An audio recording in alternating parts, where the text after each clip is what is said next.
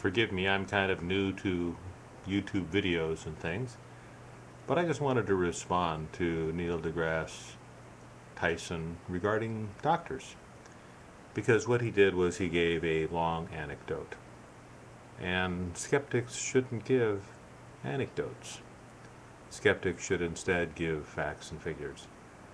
His entire YouTube video was based on the premise that physicians can be wrong. And that because physicians can be wrong, and he knows this because he taught physicians as a physicist, because physicians can be wrong, that this patient will assume that because she's cancer-free in a few years, that it's a miracle of God.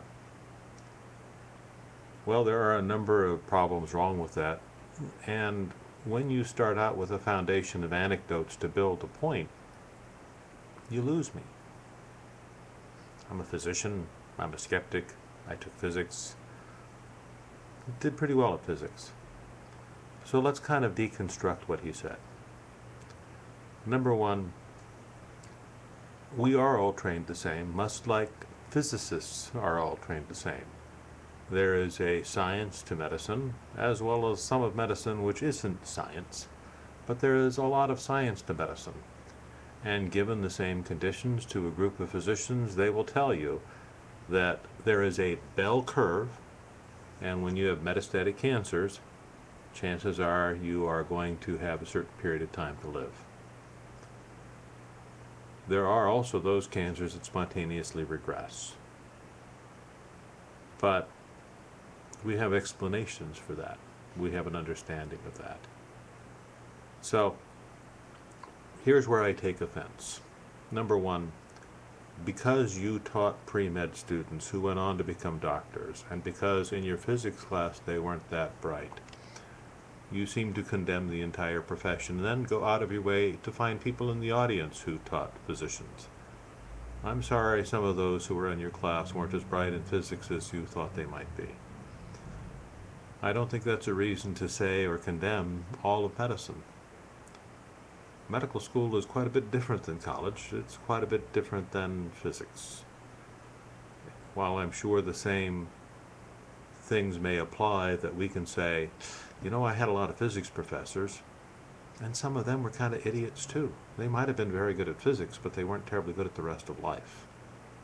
I'm not going to use that anecdote, that ad hominem argument, to condemn all of physics or anyone who engages in that study. So, if you're going to be a skeptic, if you're going to be on a stage of skeptics, don't be anecdotal. It's nice that you can make up a story about somebody, but I can make up one too. Like, I can make up a story about how physics tried to explain something. It didn't really work. And, well, because it didn't really work, you know, I had a lot of people who were in physics and had a lot of patients who were physicists. You know, they're just not that bright. We can all make up anecdotes. It's not how skeptics work. So, I hope to meet you at the next TAM meeting. But if you want to debate about physicians, I will be happy to carry the debate with you. If you want to debate that physics and how people do in physics will determine how they do in physicians, I'd love to see the evidence. If you want to debate that all physicians are trained alike, and because you know them and there are some of them that were idiots, I would be happy to debate that with you.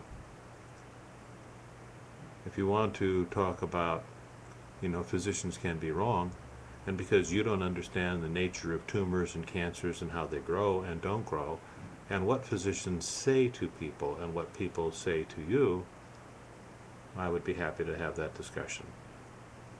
But please, as a skeptic, as a fellow skeptic, don't be disingenuous. Don't make up anecdotes. Don't diss an entire profession that you're not in. Instead, use real facts. Thank you.